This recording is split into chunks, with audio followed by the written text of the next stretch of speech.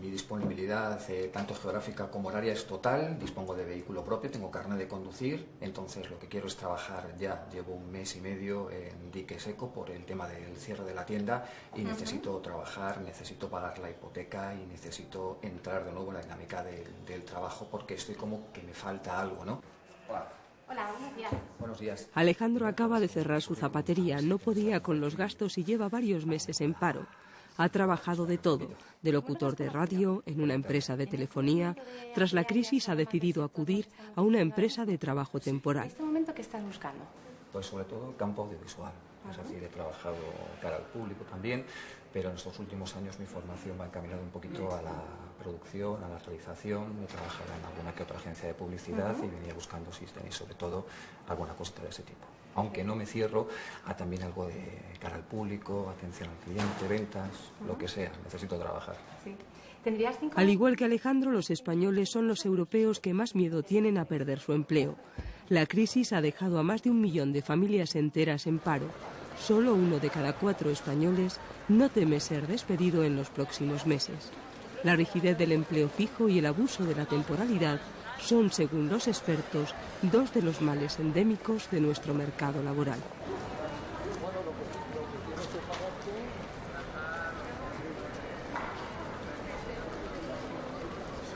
El desempleo tiene que ver, punto 1, por nuestro modelo productivo. Es un modelo productivo generador de mucho empleo cuando la situación económica va bien y tremendamente destructor del empleo cuando las cosas, como ahora, han ido mal.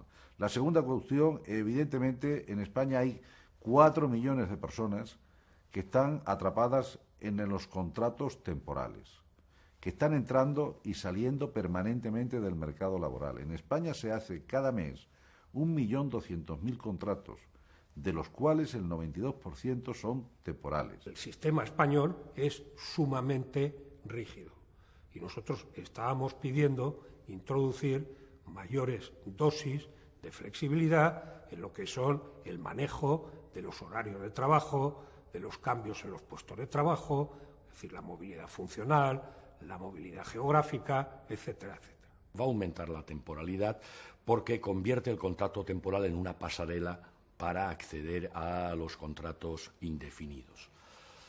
Abarata y va a facilitar el despido. Es decir, se produce un tema que para nosotros es claramente rechazable. Esta es una reforma que lo que consagra es la facilidad de despedir para los empresarios en la medida que debilita la definición de las causas objetivas de despido. Se da más poder a los empresarios y se cuestionan elementos fundamentales de la negociación colectiva, que es el mecanismo que tienen los trabajadores y las empresas de regular los derechos de los trabajadores y de las trabajadoras. La reforma generaliza un contrato más barato, el de fomento del empleo, con una indemnización de 33 días en lugar de 45. Se amplía a prácticamente todos los colectivos, incluidos los de 33 a 41 años que hayan sido despedidos.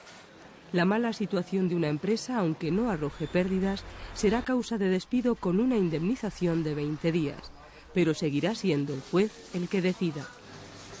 El Fondo de Garantía Salarial pagará 8 días de indemnización en el caso de despido.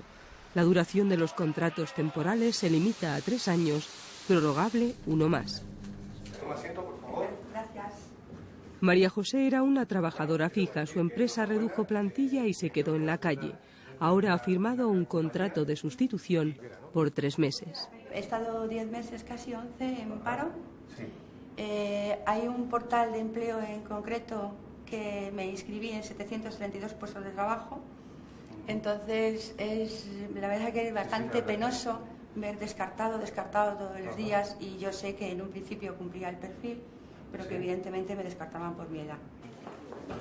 Una reforma que, según la Unión Europea, no podía esperar. Había que transmitir firmeza a los mercados. Cada día de incertidumbre se pagaba con el aumento del coste de la deuda o la caída de las bolsas. Ahora habrá que transmitir seguridad a los trabajadores, que la reforma cree empleo y que el nuevo mercado laboral del siglo XXI no frene los derechos de los trabajadores. El Gobierno presenta una reforma aislada, parcial, confusa y mal orientada, porque es la reforma del despido y no la reforma para el empleo. Señoras y señores diputados, En momentos de crisis económica, de zozobra de los mercados y de demagogia, de patriotismo de hojalatas, hemos dicho muchas veces, señores del Partido Popular, por parte de ustedes, vamos a seguir manteniendo la apuesta por proteger y por mantener el estado del bienestar, porque eso está en nuestro código genético, en el código genético de los socialistas, y por el que es consustancial con el Partido Socialista. Señores del Partido Popular, nosotros no necesitamos autoerigirnos en el Partido de los Trabajadores porque nuestra historia y nuestra fuerza vienen mayoritariamente de ellos. Con este acalorado e intenso debate y solo con los votos socialistas, se convalidó el martes en el Congreso la reforma laboral. La mayoría de los grupos parlamentarios se abstuvo. Partido Popular, nacionalistas, UPyD.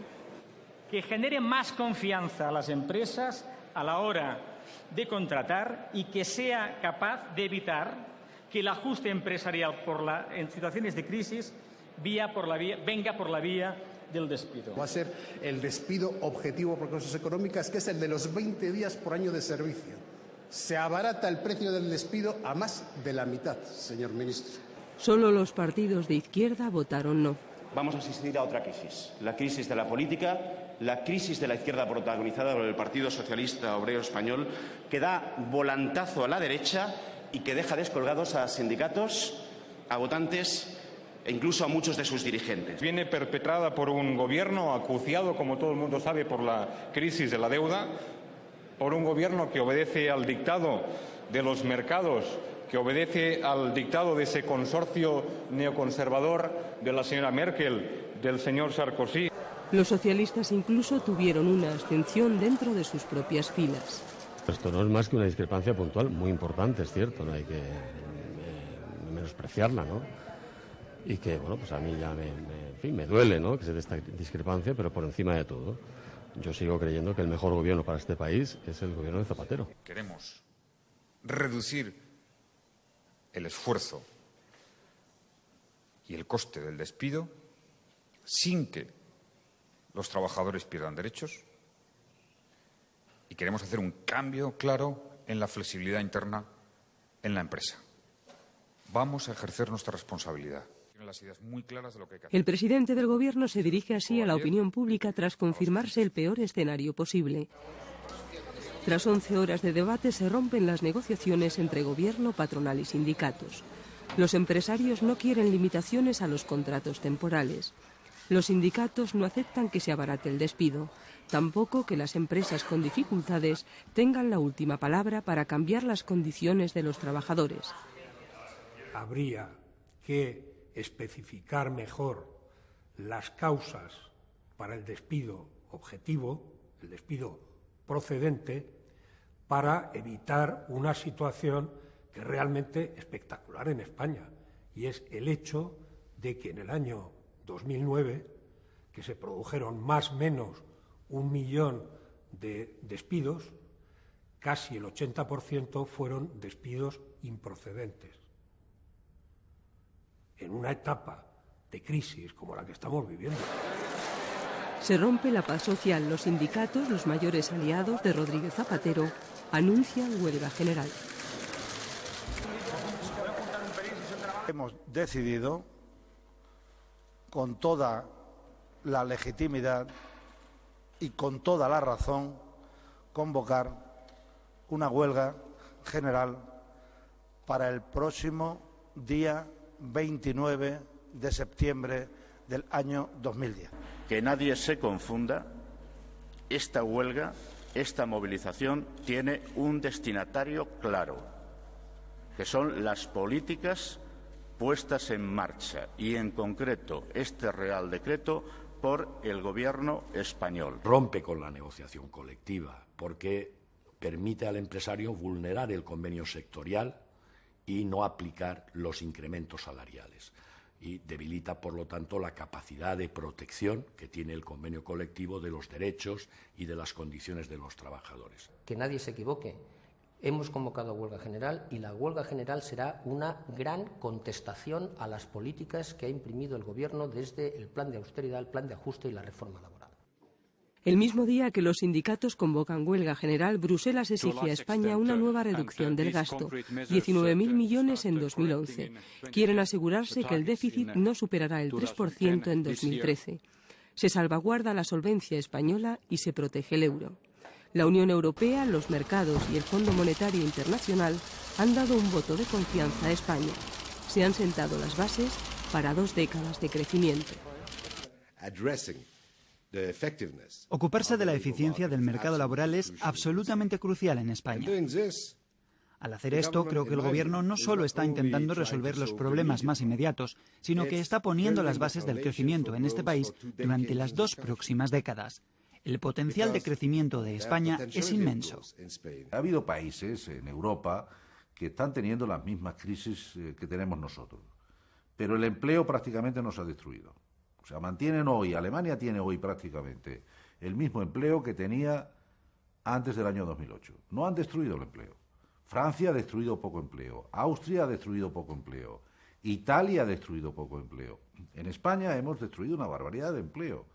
Por lo tanto, lo que queremos llevar en esta reforma es decir, oiga, que usted se pueda organizar en su empresa, que tenga usted flexibilidad, que se pueda usted adaptar a ese momento difícil, que pueda hacer ajustes temporales.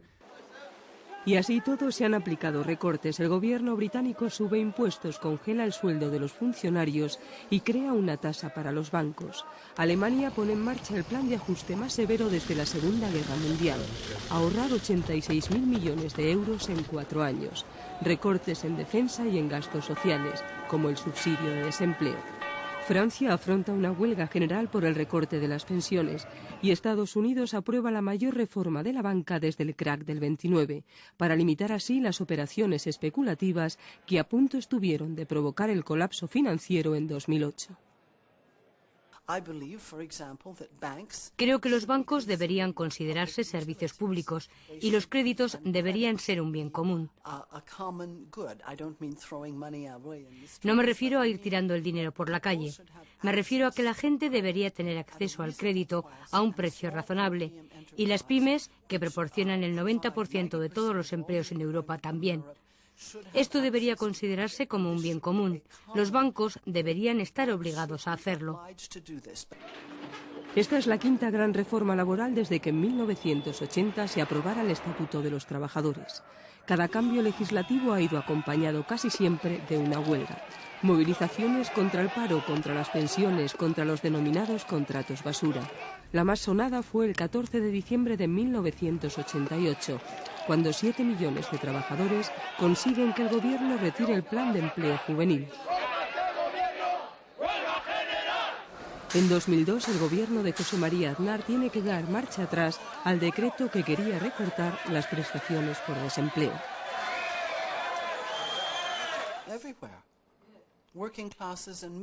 En todas partes son las clases trabajadoras y las clases medias las que están pagando la crisis, ya sea porque han subido los impuestos al consumo, por los recortes salariales o porque no están obteniendo los beneficios de su propia productividad, porque sus hijos recibirán una educación peor o porque les subirá el alquiler.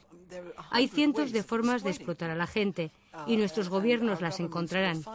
Lo que intento decir es que no son los ciudadanos quienes tienen que pagar una crisis que ellos no han generado. Sí, 168, no 8, abstención 173. En consecuencia, queda convalidado el Real Decreto Ley mencionado. La reforma empieza ahora. El Gobierno no quiere afrontarla en solitario. Por eso se ha tramitado como proyecto de ley, para que pueda modificarse con las enmiendas de los distintos partidos políticos. Tenemos más de 4 millones de parados. La pregunta es si esta reforma servirá para acabar con esta dramática cifra. La incertidumbre es si el estado del bienestar, el símbolo del progreso inequívocamente europeo, quedará en entredicho.